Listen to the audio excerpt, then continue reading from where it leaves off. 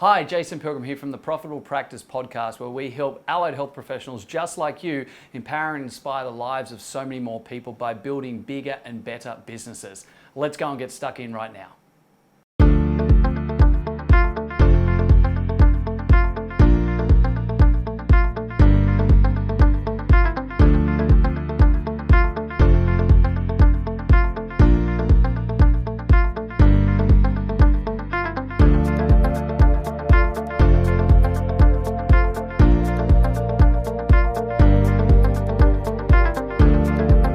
G'day guys, and welcome to a second podcast that I'm going to be doing here with the founder of EPSA Health here in Adelaide, Mr. Adam Semczuk. For those who didn't get episode 1, you can just duck back and grab that because it'll make a lot more sense if you're just picking this one up now and jump back into this one. But I'm going to dive straight into this second one because there was 3 sort of fundamentals in the process of going from a rubbish team to a rockstar team that we identified, and ultimately it's a bit of a process that we've been taking Adam through over probably 6 or 8 months now, and Adam's seen it, he's felt it, they know what they're doing now, it's fantastic. But he even came up with the whole thing before of like, it's been sort of 3 steps, Jace, blah blah blah, and I went, hey, let's do a podcast on that because this is really, really powerful. So we're going to step it out now in the next 10 or 12 minutes, the 3 major steps that Adam's identified of what we've been able to do with his team moving forward, to go from really a rubbish team that had so much potential but had a whole lot of challenges, and actually come out 6 or 8 months later and be absolutely killing it with huge amounts of opportunity and new clinics, big contracts, all sorts of stuff happening. And even today with, well, we probably don't talk about the multinational scenario today, but that'll be for another time. But exciting news, right? So, dude, welcome back. Thanks for coming on board again. Mate, let's get stuck in it. You identified it before and said, ultimately it's 3 parts. Talk me through it. Step 1 was what? What was? So we had to identify the cancer. So we had some figuratively speaking, yeah. Few bad attitudes in the team, and we just had to figure out what was holding us back, what was the dead weight, what was sort of not in alignment. So we had to identify that and make sure that we manage up or manage out. Very grateful for your help in guiding me on how to do that. Not trained in HR whatsoever, so it's all new learnings for me. So. Very grateful for that. We don't know what we don't know, mate. So it's one of those things, we haven't had to go through it before. No. Quite a few years of business behind you, a lot of different chops and changes, a lot of pivots in your business and team over the years. That's right. And I've got to say as well, it's not always a person. Quite often it can be systems and processes driven. There could be a fundamental flaw about which direction people are pushing in, etc. But in your case, it was one particular person, aka the weed, cancer. Yeah. And unfortunately, no matter how good Roundup might be, you can spray a weed, but it'll still come up later. Keeps growing back. Yeah, keeps growing back. But we managed to get rid of the cancer. We cut the tumour out and it's gone. We're totally in remission, right? Yeah. So it's been a really good thing in that respect. So identifying the problem, obviously, first and foremost, and in this situation it was person. So identify the person. What influence were they having on the team? Yeah, I guess it was just like a virus, bad attitude spreads to another person and then just brings the whole aura down. As much as you try and fight it and you try and keep positive and try and lift everyone up, if there's one bad attitude in the team, then it sort of brings everybody down. So you're just sort of pushing shit uphill, sort of thing. So And one of the key things I heard there was you said you feel like you're always fighting it. And for me, I sit there and go, that's actually really hard to hear, because as a business owner, you should never have to fight anything. Because if you fight, it's negative, it's a defensive thing, especially if you're saying you had to fight it, and you're meant to be talking about your team. That's right. You shouldn't be ever feeling that way. And so I think that actually in itself shows that was actually a really caustic situation there. You really had, and the flow-on effect from that one person was pretty bad. There was a bit of that follow the leader, and there was a lot of undermining, and that's where we started to discover a lot of things being said and done behind the scenes as well. Yeah, that's right. And some of that ended up being quite personal, not just professional as well.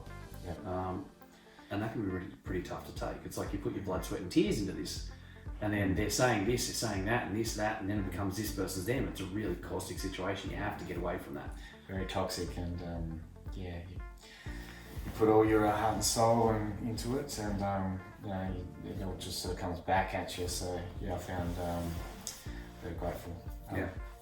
So cool. So what's part two? Sorry, dude, you're right. Part two, yeah.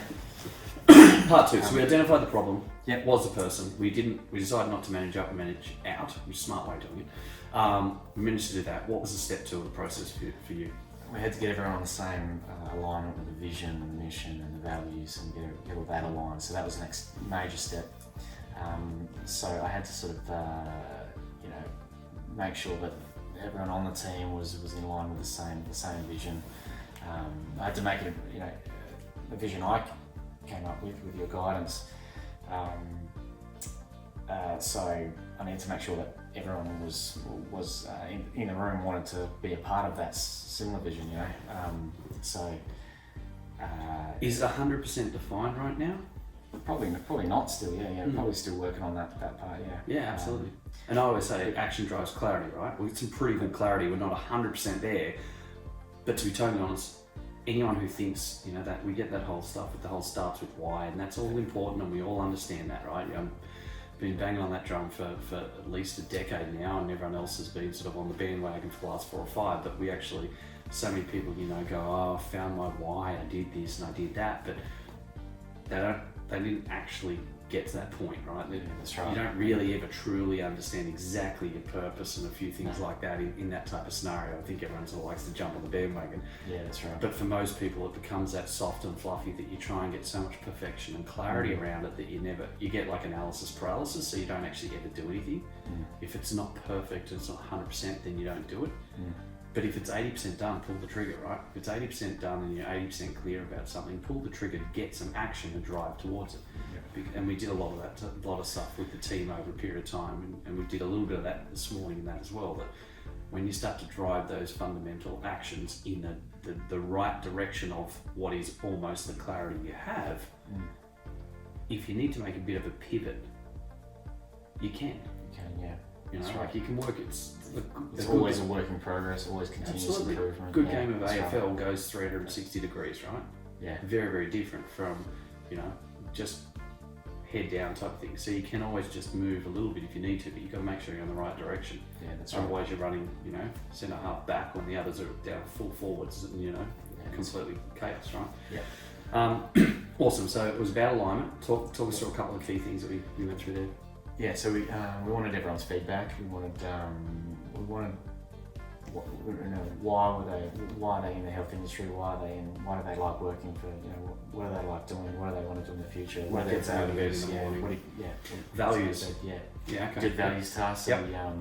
That's a really important one. Yeah. Yeah. We got everyone's feedback. Write down a list of values. We want your top 10 from each person individually. Submit them individually, so how we did it. So then we got their top 10, and then we got them to number it from 1 to 10 being priorities list. So and then we graphed it and made sure that we tried to see what the most common ones were. So then from there we picked the top 6. So we pinned it up on the back door, and so everyone can see each other's values and see how they sort of all aligned with each other. So that was really, really, really interesting to find out about each person, and absolutely, and what was most important to them. Like someone's expertise was number 1, or others were making a difference was number 1. So it was really, really interesting to find out more about each team member in that respect. From there, and that's a powerful task. Because people have their core beliefs, they have their core values. You're not going to change those, but when you can actually fundamentally find out where people's priorities actually are as to what makes them tick, and you can start to create that alignment. I always think about ducks. They fly north and south, one for winter, one for south. I don't remember, but it doesn't matter, right? But they know that scientists have proven that when they're in that V shape, they're actually a 72% more efficient by being in alignment. That's very good, very good. And so you think about it as a team. Were you guys in a nice V, fundamentally efficient, or were you just all over the place like a brick through the wind type of thing, right? That's how you work. Yeah. So when you get that value alignment and those beliefs in place, you can start to step out towards your vision. You get less resistance, obviously. Everyone sort of knows where everyone's at. Yeah. I think it also breeds a very, very nice culture in regards to communication as well. Yeah, because you start to fundamentally understand that you've got the right people on the bus, right? Yeah, that's right. You know, that you're all in alignment, you know where you're going. If something is said and done, there's no resistance to it, there's no defensiveness, because you actually understand the person at a higher level of, EQ, cognitive function, and those type of things. So it actually becomes really fundamentally powerful beyond belief to be able to do that. And once people state what their values are, what their top 6, what their top 10 are, I actually noticed a change in the people. They started to act accordingly to the values that we printed on the form and put up the back, and everyone could see each other. So they actually just acted normal. Yeah. Like who'd have thought? Yeah, that's right. But that's a real key point, because people will always, and we know this even from disc profiles as well, you have your normal state and you have your adaptive state. And when people are being watched or monitored, or in a work-based environment, you're actually in an adaptive state. So we actually fundamentally know, and science has proved it, that we aren't 100% true to ourselves with our behavioural style when we're at work. Yeah, right. So when we actually do this type of task and have that alignment, we actually make the brain understand that it's fundamentally completely normal to just act normal without having to have slight adaptations in the way that they actually behave. So they actually are then true to who they are as a person. And I'm not saying that everyone's then completely false and fake and etc.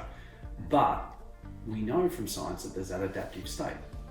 So if we can break down those barriers, people will actually act how they believe and what they feel. And so when you've got those core beliefs and values in place, it means everyone's acting a lot more normal and natural in that state. Yeah, that's right. All right, which means that people are in flow, not flux. Yeah, that's right. Yeah, very right.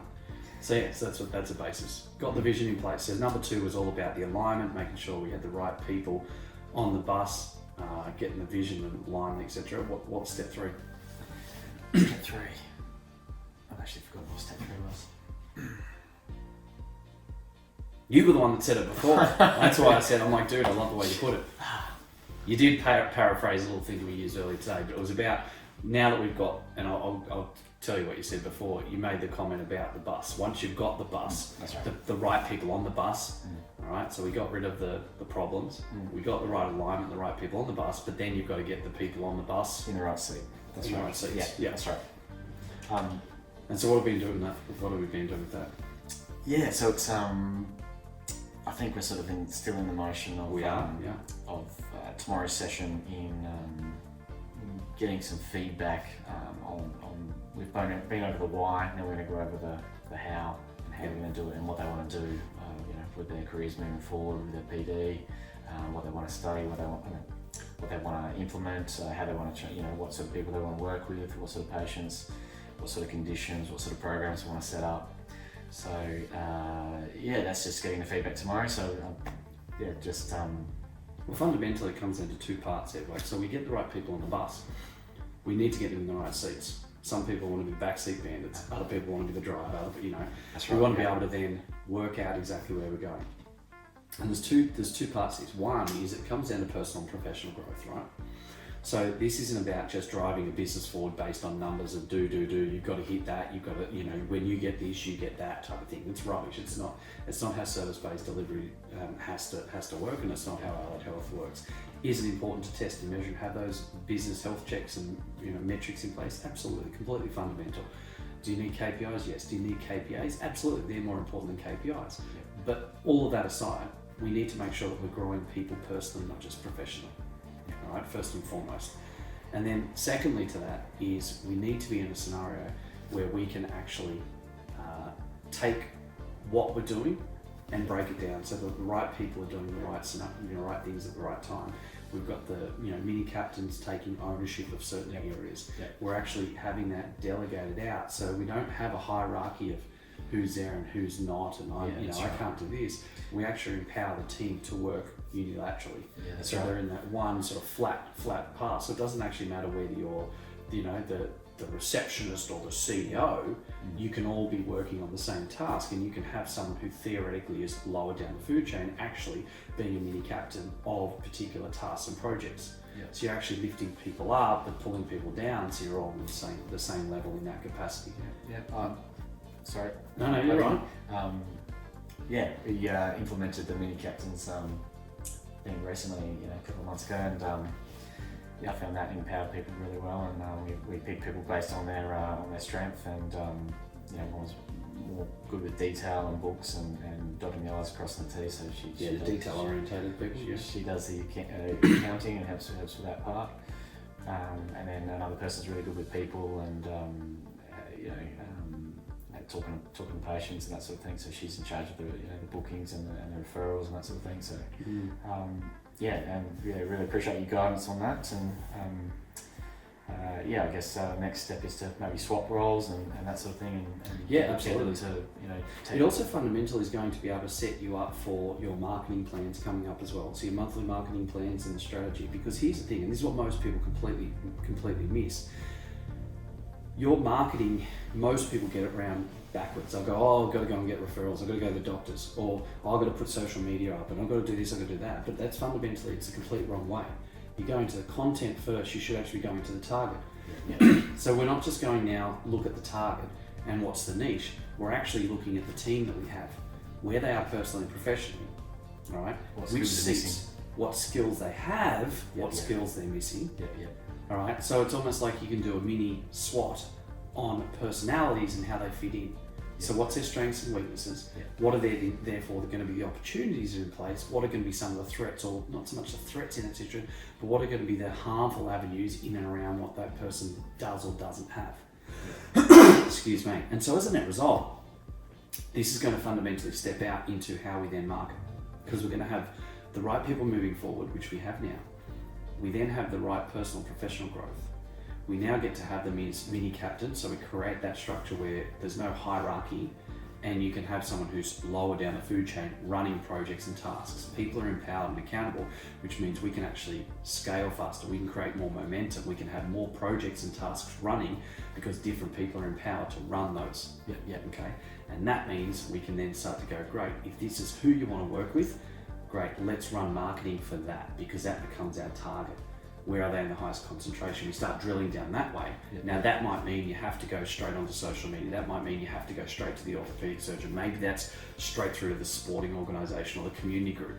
So rather than actually having the fundamental marketing backwards, which is what most people do, we can actually now forward strategically plan the marketing very, very simply based on where your strengths and weaknesses are, where you want to go, what you don't want to be doing, etc.